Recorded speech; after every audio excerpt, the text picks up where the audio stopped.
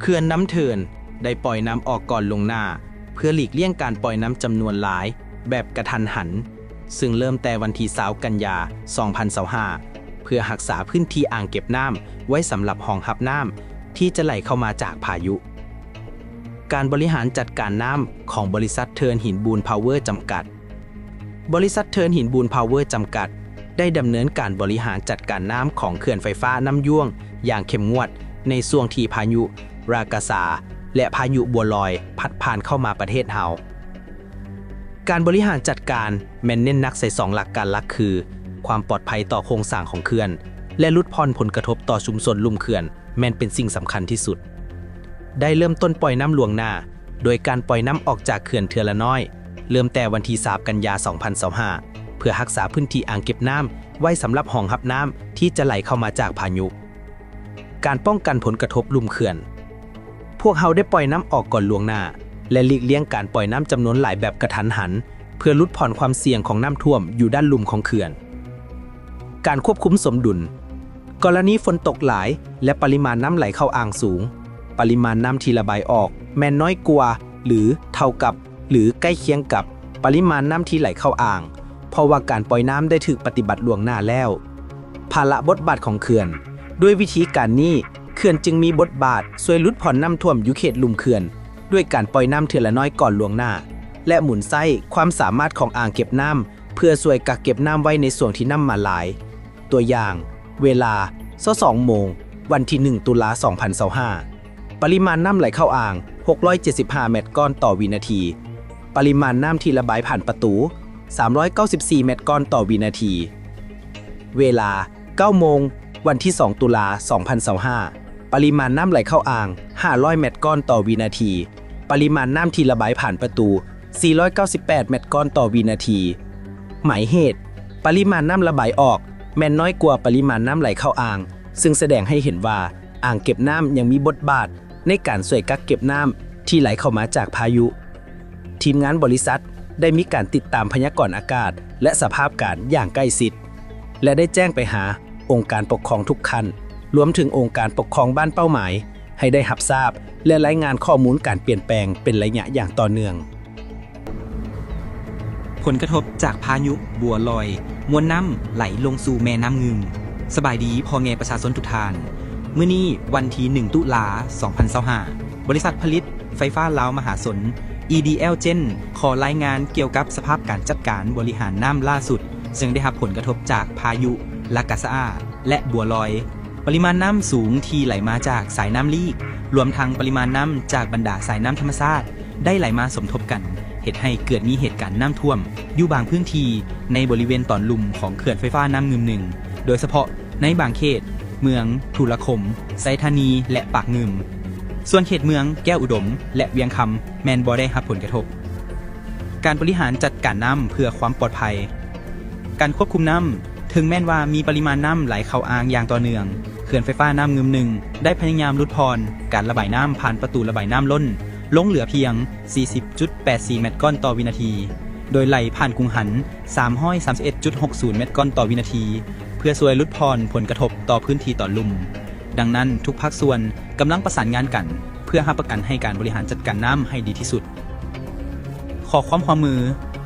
เนื่องจากปริมาณน้ำรวมที่ไหลลงสู่แม่น้ำงึมสูงถึง 2,711 เมตรก้อนต่อวินาทีขอให้พ่อแม่ประชาชนที่อาศัยอยู่เขตตอนลุ่มเรียบตามสายน้ำนืม 1. ยกย้ายสิ่งของขึ้นสู่ที่สูงโดยด่วน 2. ติดตามการแจ้งเตือนของอำนาจการปกครองท้องถิ่นอย่างใกล้ชิด EDL Gen ยังสืบต่อติดตามสภาพน้ำตลอด24ชั่วโมงขอให้ทุกคนปลอดภัยข้อมูล EDL Gen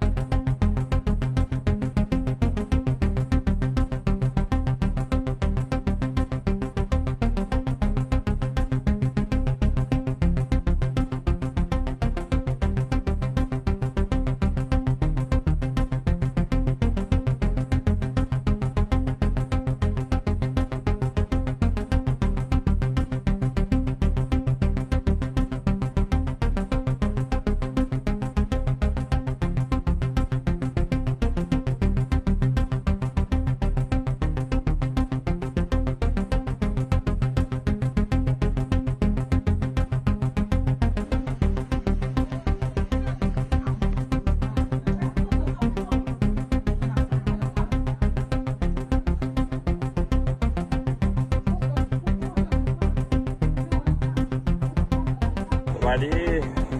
อันนี้เป็นสถานการณ์ล่าสุดเนาะที่ว่าเคลื่อนไฟฟ้าลำดีทั้งสองได้เปิดประตูระบายน้ำตอนนี้เปิดประตูระบายน้ำ6 เมตรเด้อน้ำมาเติมขั้วอะไรนี่นะรวมมาแล้วเนาะมันทางล่างนี่ก็โอ้หนักไล่เนาะพี่นี่เนี่ย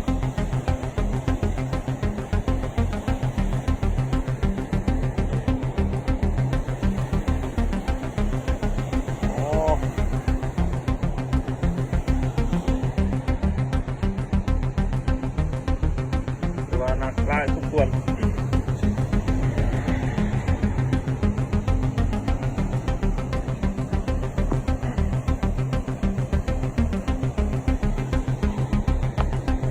ัวเปิดร้านทุกส่วนเนาะอันนี้เป็นสถานการณ์นวลขั้วบัตรนักแสดงเด้อนี่นะรวมแล้วเนาะทางล่างนี่ก็เปิดประตูระบายน้ำตอนนี้เปิด6 เมตรแล้วเนาะแต่ว่ายังสิซื้อต่ออยู่เนาะ